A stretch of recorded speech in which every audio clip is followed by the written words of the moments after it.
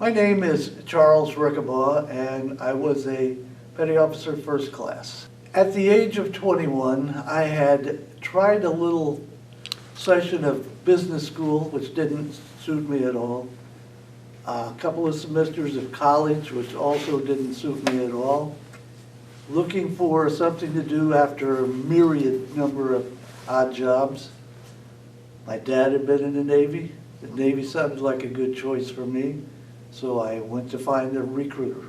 After I found the recruiter, I signed up on what was known as the 90-day delay plan. I thought that would give Mom a little time to get used to the idea. It didn't. I went through the induction center in Kansas City, Missouri, where I was sworn in.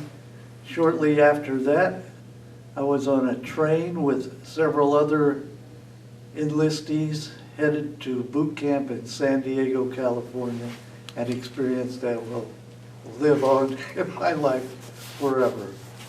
Arriving by bus from the train station at 4 a.m. in the morning, we were all ushered into a barracks, told to grab a cot and go to sleep.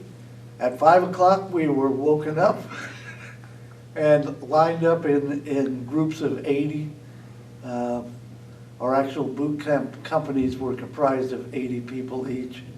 And from there, we were taken to different parts of the enlistment process, like our mandatory haircuts.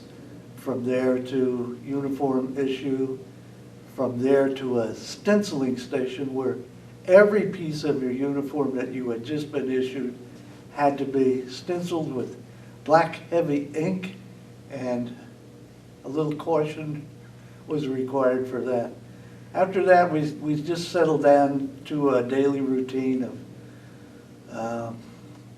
up at 5 for breakfast, marching, and a lot of actual training that you don't usually think about with boot camp, but we had classes on tying knots and seamanship and all sorts of things like that, plus a lot of practice with old M1 rifles, which, as you know, sailors don't use except in boot camp.